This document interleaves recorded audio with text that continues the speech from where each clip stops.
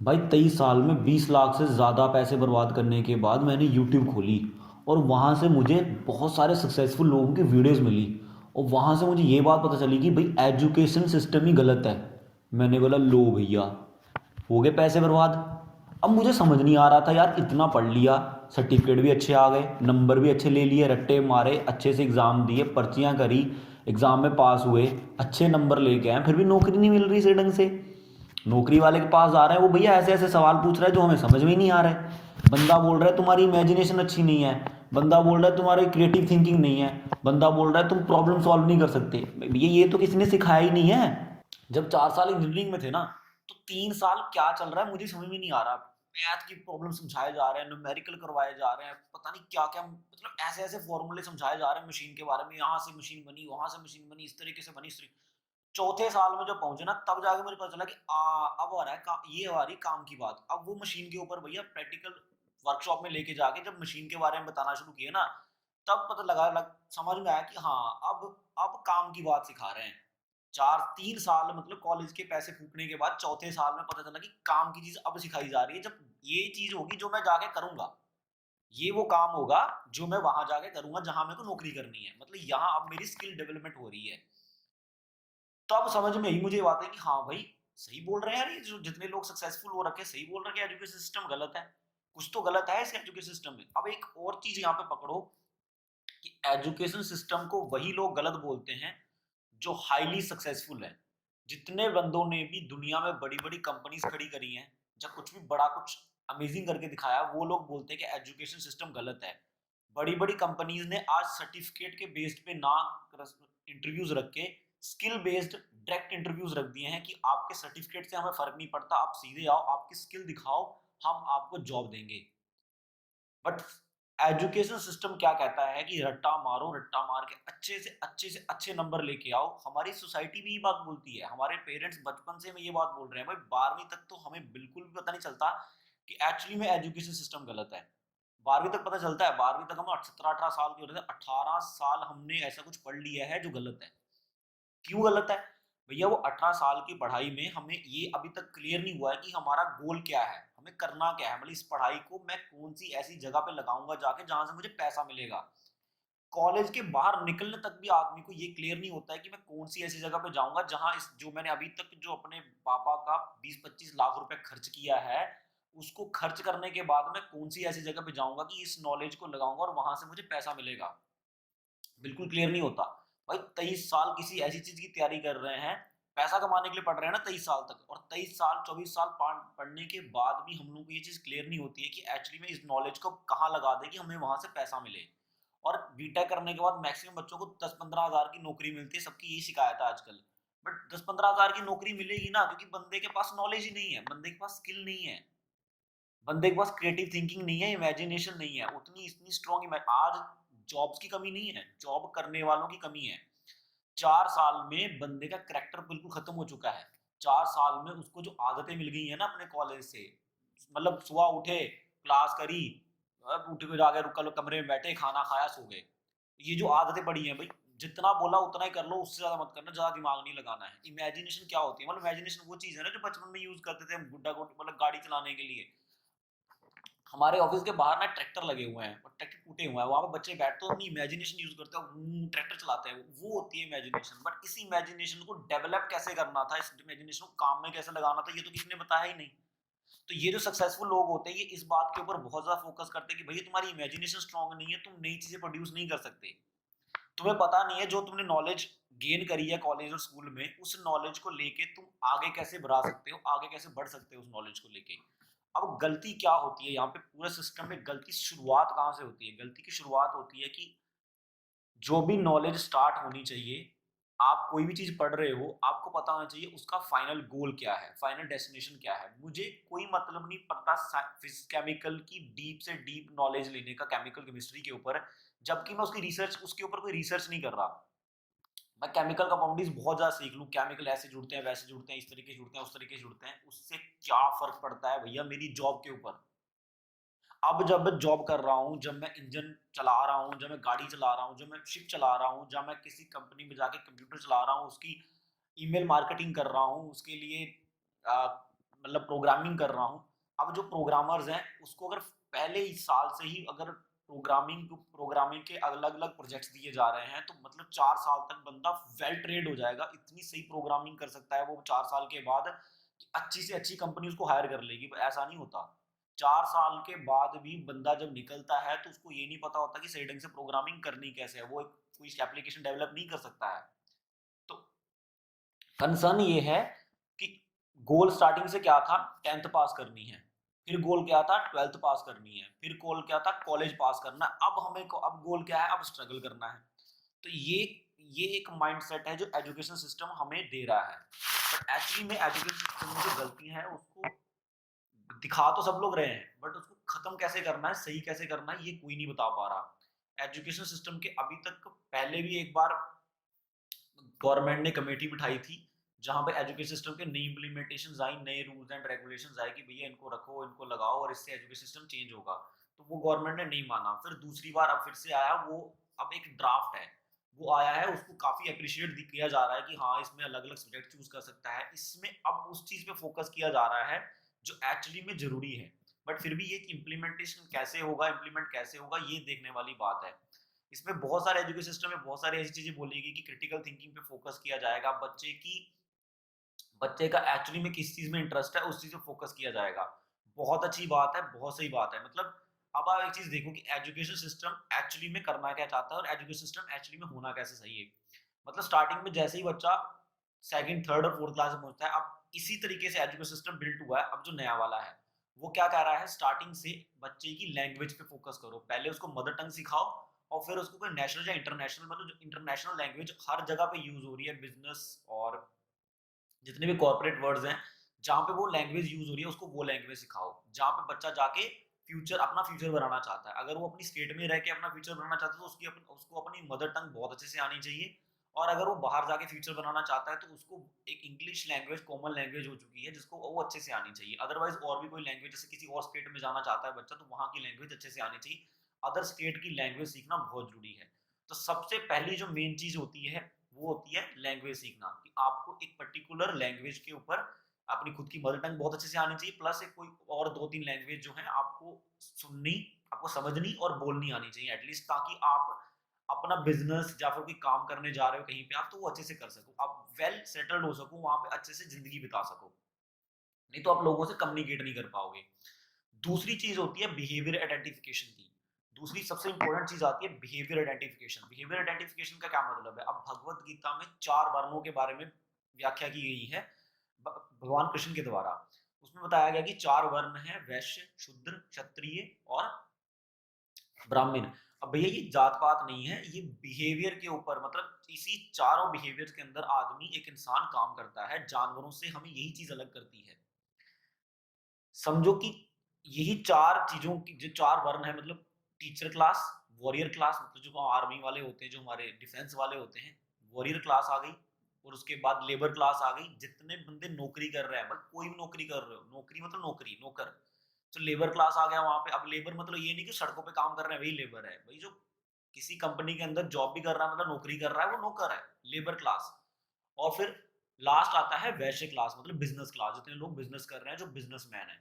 ठीक है, तो ये 4 क्लास आती है, अलग कैटेगरीज, चारों वर्णों के अंदर अंदर अलग अलग लोग होते हैं और सबका अलग अलग बिहेवियर होता है। कुछ जो लोग जॉब करना पसंद करते हैं उनको बिजनेस में नहीं जमता है, वो बिजनेस कर ही नहीं पाते, उनका कभी दिमाग वैसे चलता ही नहीं है। तो जो लोग बिजनेस करना चाहते हैं उनको जॉब करने में बहुत तकलीफ होती है कि नहीं भैया जॉब नहीं कर सकते, हम बिजनेस ही करेंगे, जो मर्जी जितना मर्जी घाटा हो जाए पर बिजनेस करेंगे। वो बहुत ज्यादा रिस्क लेते हैं, उनका बिहेवियर ही वैसा होता है कि बहुत ज्यादा रिस्क एपिटाइट होता है उनके पास और बहुत डीप रिस्क ले सकते हैं वो लोग। और जो लोग क्षत्रिय होते हैं उनको बचपन से ही उनके अंदर स्पिरिट होता है कि भैया हमें जाके मतलब रक्षा करनी है, देश की रक्षा करनी है, उसका वैसा स्पिरिट रहता है उनके अंदर। ठीक है, तो अब अलग अलग सर्कमस्टांसेस में आगे बंदा ही चूज करता है, बट अपने बिहेवियर को चूज करता है। इसीलिए मैंने अब हमारे एक लाइव डिजाइनिंग कोर्स बनाया था जिसमें मैंने चीज बोली थी कि पैशन को फॉलो मत करो, उसको फॉलो करो जो तुम खुद हो। पहले अपने बिहेवियर को आइडेंटिफाई करो। पैशन को फॉलो करने में कई बार ऐसा हो सकता है कि तुम्हें खाना बनाना पसंद हो और तुम्हें लगता है वो मेरा पैशन है खाना बनाना, बट वो चीज तुम तभी करते हो जब तुम्हारा मूड अच्छा है, और जब तुम्हारा मूड अच्छा नहीं है तुम वो चीज नहीं करते हो। बट जो तुम खुद हो, जो तुम्हारे मतलब जो तुम जो तुम्हारा अंदर इंटरनल बिहेवियर है, इंटरनल बिहेवियर तुम्हारा एक वैश्य का हो सकता है, तुम्हारा एक शूद्र का हो सकता है, मतलब कि लेबर क्लास का हो सकता है, बिजनेस क्लास का हो सकता है, वॉरियर क्लास का हो सकता है, जहाँ पे टीचर क्लास का हो सकता है।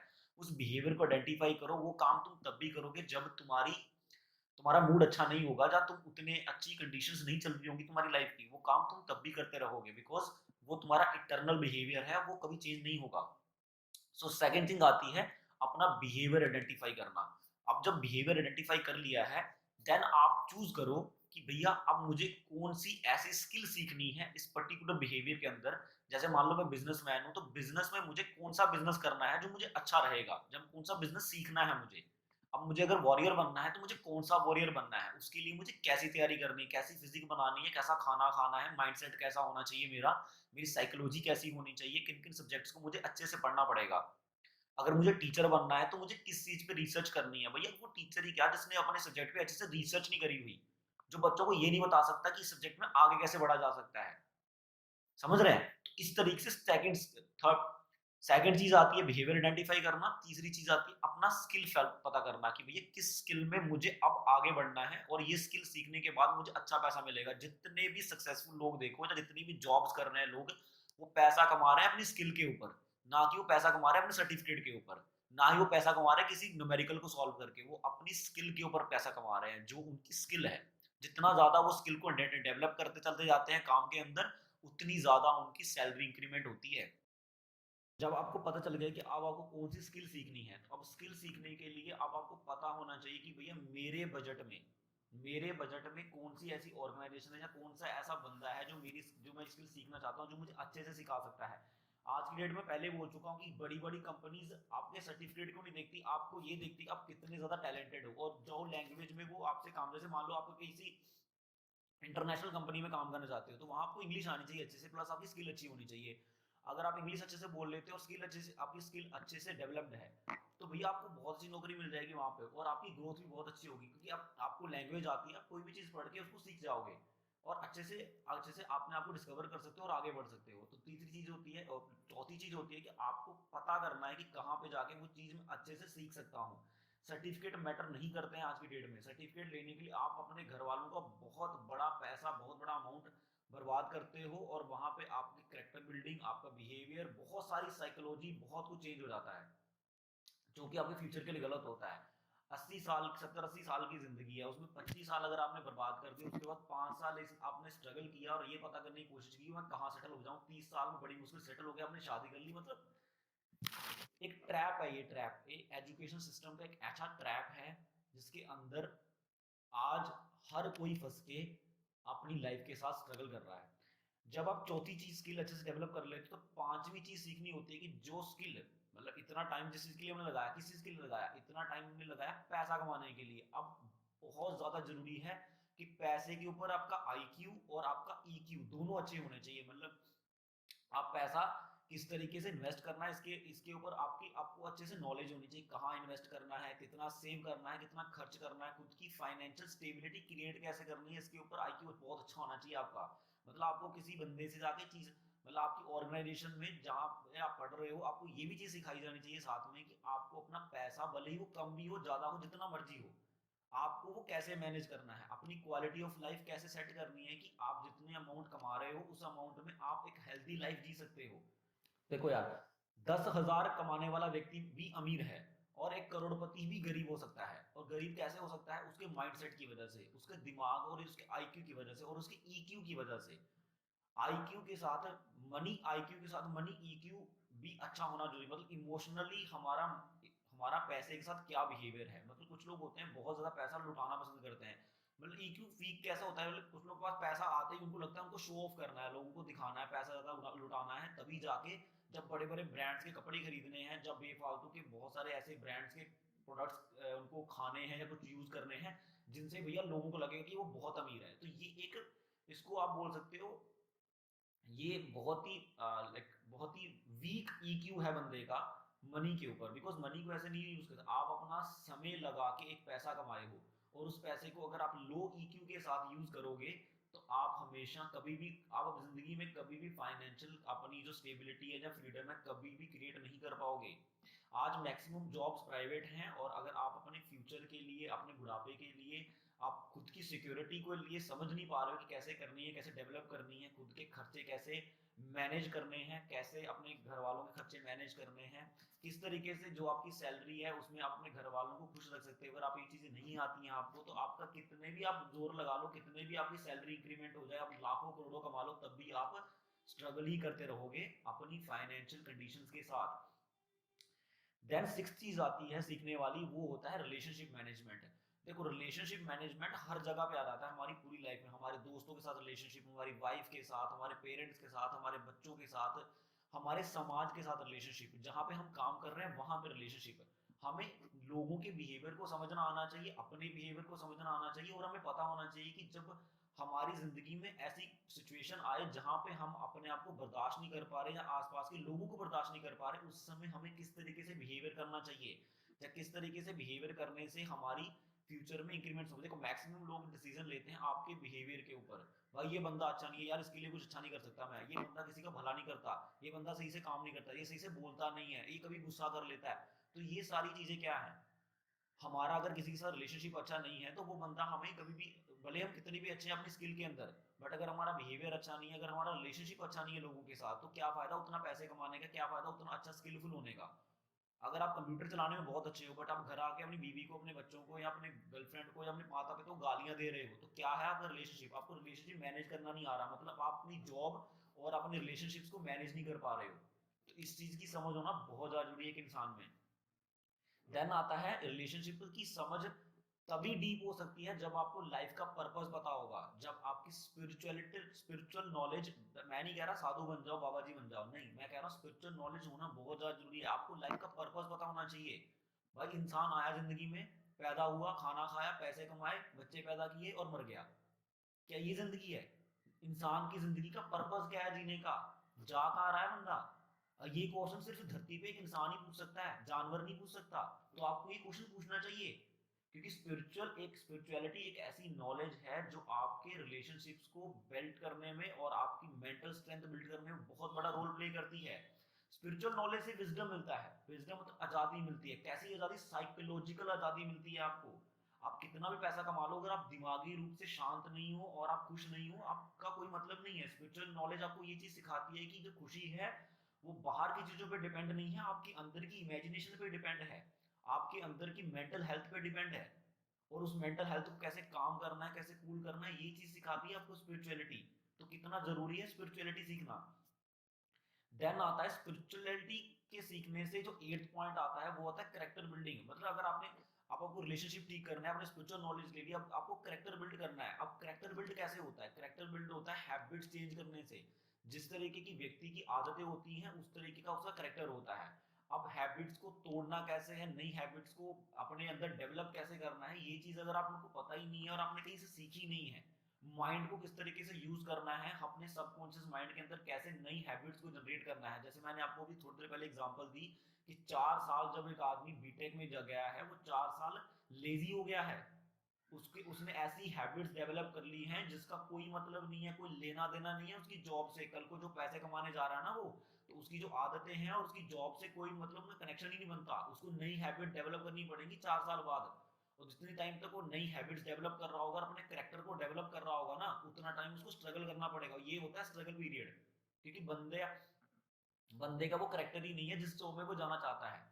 आपका करेक्टर वहां पे जाके रोल प्ले करता है। इसके ऊपर आगे जाके मैं एक बहुत डीप वीडियो बनाऊंगा कि आपका करेक्टर एक्चुअली में कैसे रोल प्ले करता है आपकी जॉब के इंक्रीमेंट्स के लिए, आपकी सैलरी इंक्रीमेंट्स के लिए, आपकी ओवरऑल लाइफ में हमारा करेक्टर बिल्डिंग कितना जरूरी है। देन आता है, देन सबसे इंपॉर्टेंट पॉइंट आता है कि देखो यार, आपकी जिंदगी में कोई भी चीज आपको देने वाला कौन है?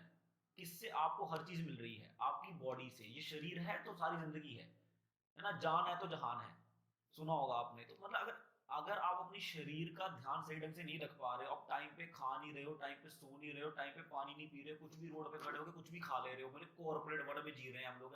रोड पे खड़े होकर तुम पता नहीं 2 सड़ी हुई पूरी खा रहे हो और क्या आलू चौक खा के जिंदगी बिता रहे हो तुम अपनी, और तुम बोल रहे हो कॉर्पोरेट वर्ल्ड में जी रहा हूं। अरे खुद की हेल्थ का ध्यान तो रख लो पहले। जिस शरीर से तुम काम कर रहे हो तुम उसकी इज्जत नहीं कर रहे, तुम दूसरों की इज्जत क्या करोगे? तुम कंपनी की इज्जत क्या करोगे? किसकी इज्जत करोगे? ठीक है तुम कंपनी का एक काम बहुत से कर लेते होगे, बट खुद की बॉडी का क्या? खुद के शरीर का क्या? जो इंसान खुद से प्यार नहीं कर सकता वो दूसरों से प्यार नहीं कर सकता, जो इंसान खुद की केयर नहीं कर सकता वो दूसरों की केयर नहीं कर सकता, जो इंसान खुद की रिस्पेक्ट नहीं कर सकता ना वो दूसरों की रिस्पेक्ट भी नहीं कर सकता। फैक्ट है ये। तो हेल्थ एंड फिटनेस के ऊपर भी आपकी नॉलेज होनी चाहिए, आपको पता होना चाहिए क्या खाने से क्या होता है, क्या खाने से मेरी हेल्थ अच्छी रहेगी, मुझे कितना खाना चाहिए। कम पैसों में भी आप बहुत अच्छा खाना खा सकते हो, होटल में जाने की जरूरत नहीं है। बहुत सिंपल खाना खा के भी आपकी हेल्थ बहुत अच्छी रह सकती है, बिकॉज हेल्थ इज वेल्थ। आपने बहुत बार सुना होगा लोगों कहते हुए, बट कितनी वेल्थ कमा रहे हो वो वाली, आप हेल्थ को तो डिस्ट्रॉय कर रहे हो ना। और जितना पैसा आपने 20-30 साल लगा कमाया होगा, 50 साल में अगर आपको बीमारियां लग गई, सारा पैसा गया आपका वहीं पे। तो ये किस तरीके की इंटेलिजेंस है, इसको कहते हैं आपका मनी ईक्यू खराब है, आपका इंटेलिजेंस क्वेश्चन खराब है, आपका पैसा आया आपने बर्बादी में लगा दिया, आपने अपने लिए बीमारियां पैदा कर ली। तो हेल्थ एंड फिटनेस के ऊपर भी आपका बहुत स्ट्रॉन्ग और अच्छा नॉलेज होना चाहिए। देन आता है डिसीजन मेकिंग। अब ऐसी चीजें करने के लिए डिसीजन मेकिंग और क्रिटिकल थिंकिंग का स्ट्रॉन्ग होना बहुत जरूरी है। एक इंसान को पता होना चाहिए कि सोचना समझना कैसे है। भाई देखो, जब हम किसी कंपनी का काम करते हैं, अब हमें वहां पे कोई टास्क दिया जाता है कि देखो ये प्रोडक्ट है, इसकी अभी ये कंडीशन है, हम इस प्रोडक्ट को इस लेवल पे लेके जाना चाहते हैं। तो आप क्या करते हो, आप पेन पेपर लेते हो, उसका पूरा एनालाइज करते हो, उसको पूरे लिखते हो उसके बारे में कि प्रोडक्ट में ये कमियां है, ये स्ट्रेंथ है प्रोडक्ट की, ये मटेरियल यूज करना पड़ेगा, अच्छे से उस बारे में पढ़ते हो, नॉलेज गेन करते हो। देन आप उसके ऊपर एक फाइनल रिजल्ट क्रिएट करते हो कि हाँ इस तरीके से ये काम करने से सही रहेगा। उसी तरीके से आपकी लाइफ है, आपकी लाइफ के 12 पार्ट्स हैं। आपकी इमोशनल हेल्थ है, आपका करेक्टर है, आपकी स्पिरिचुअलिटी, आपका फैमिली, फाइनेंस, करेक्टर, करियर सब है। इसके ऊपर आप कितनी बार पेन पेपर लेके सोचते हो बैठ के, कितनी नॉलेज गेन करने की कोशिश करते हो, फिर कहते हो लाइफ नहीं बदल रही यार मेरी, मेरी लाइफ में स्ट्रगल चल रहा है, मेरी लाइफ में कुछ अच्छा नहीं चल रहा, मैं परेशान हूं, मैं दुखी हूं। जिस पर्टिकुलर पोर्शन में दुखी हो, अगर आप फैमिली से दुखी हो तो पता करो मैं दुखी क्यों हूं। पेन पेपर लेके बैठो, आइडेंटिफाई करो चीजों, क्रिटिकल थिंकिंग करना सीखो, सोचना सीखो। देखो कौन सी किताब पढ़ने से मुझे पता चलेगा कि इंसान के बिहेवियर को कैसे समझा जाता है। अगर आप पैसे से परेशान हो तो फाइनेंस नॉलेज लो, जाके पेन पेपर पे काम करो, देखो मेरा कितना खर्चा हो रहा है, कैलकुलेट करना सीखो, डिसीजन लो अच्छे। तो ये सारी वो नॉलेज है, ये वो कमी है जो एक्चुअली में एजुकेशन सिस्टम पूरी नहीं कर पा रहा है और ना ही कर पाएगा। अभी जो नया ड्राफ्ट आया, वो आधे लोग तो उसको ये समझते हैं कि वो कभी प्रैक्टिकल में इंप्लीमेंट हो ही नहीं सकता। क्योंकि जब आप एक बच्चे को कुछ भी सिखाए चले जा रहे हो, 12वीं, कसम से बोल रहा हूँ, यूट्यूब की वीडियो देखने से पहले मुझे भी ये बात पता नहीं थी कि एजुकेशन सिस्टम में ये कमियां हैं। तो मतलब एक बच्चा जो नया आया है, अब एक बच्चा आतंकवादी क्यों बन जाता है, उसको स्टार्टिंग से लेके जब तक वो जिंदा है, मतलब 23-24 साल 25 साल तक उसको ये बात घुसा दी जाती है उसके दिमाग में कि भैया बाकी सब गलत लोग हैं, हमें उनको मारना है। तो उसके लिए वो चीज सही हो जाती है जब तक उसको कोई चीज सही नहीं बताता। बट सोचो यार, 24-25 साल धरती पे बिताने के बाद हमें पता चलता है कि जो सिस्टम हमने फॉलो किया, जो हमने पूरी नॉलेज ली इस धरती के बारे में, वो गलत है, वैसे जिंदगी नहीं जीनी थी। 25 साल तो बर्बाद कर लिए हमने अपने। और 25 साल तो नहीं, अपने 25 साल तो बर्बाद किए गए, बाप के 25 साल भी बर्बाद किए, उसका पैसा बर्बाद कर दिया 25 साल का। और वही 25 साल का पैसा उसने कहीं बचा के रखा होता, आज मेरा बाप अमीर होता। थोड़ा सोचो इस बारे में और थोड़ा इस एजुकेशनल ट्रैप से निकलो। अगर आप नहीं भी बड़े कॉलेज या बड़े स्कूल में पढ़ रहे हो ना, तो कोई दिक्कत नहीं है, अपनी स्किल डेवलप करो। और ये जो 10 पॉइंट मैंने बताया ना, इसके ऊपर काम करो, तब भी आप बहुत अच्छा पैसा कमाओगे जिंदगी में और बहुत अच्छी जिंदगी होगी आपकी। अगर आपको बड़े स्कूल और बड़े कॉलेज में, जब आपके पास पैसा नहीं है पढ़ाई करने का, तब भी आपकी बहुत अच्छी जिंदगी होगी। सोचो इस बारे में। Thank you so much.